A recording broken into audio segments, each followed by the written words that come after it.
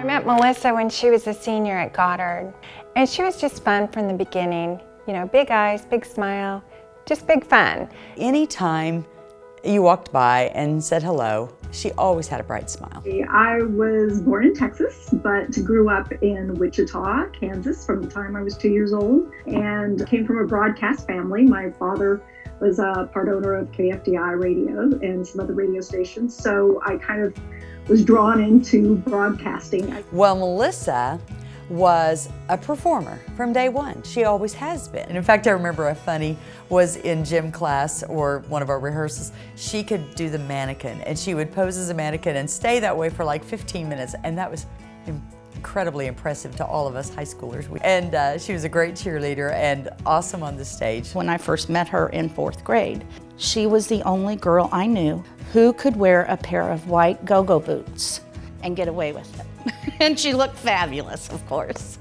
And got a job offer in Wichita at Channel 3 at KSNW, and we loved working in my hometown. You know, one of the things that was most impressive for me with children was to be able to come back in Wichita, and when she was on the news here, I could say, I knew her.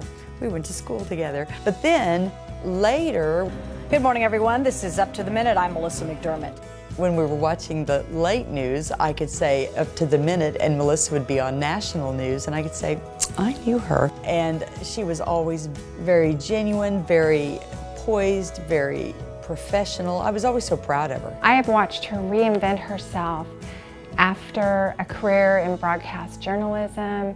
She's an Emmy Award-winning journalist, and now she has her own company, Prime to Perform, where she helps people build their social media influence, build their brand, helps them with their on-camera presence. So she's using her skill set. I was so lucky in my life to have a really strong family and, again, strong community ties, and you really learn to appreciate what you had in life.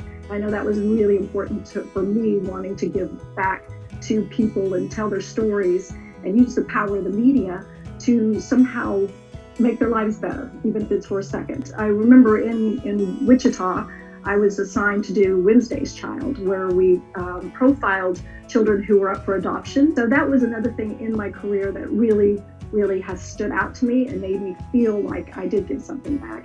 The part that my wife and I both have fond memories of was her involvement with Big Brothers and Big Sisters, and we had a good 8-9 year relationship with a young man through that, and a lot of that was because, you know, Melissa's face, but yet Melissa's personality. She was always involved in so many things in the community. What makes her stand out is just the way she engages with others. She's very much who you see in person. That is the real deal. I think Goddard offered me and I think offered all their students, especially at the time when I was there, it seemed to be an environment that wanted to nurture free thinking. You just got encouraged a lot to try new things and think outside the box. I'm thinking in particular like Darlene Chris, who was the creative writing teacher, and she was a huge inspiration on me to go into journalism. I would like for people to know what a good daughter, wife, mother, friend, co-worker she is. She loves her family. She loves her children. It warms my heart so much. Every time I think of her, it just makes me smile. Because I know it's just a good old friend. The best ever.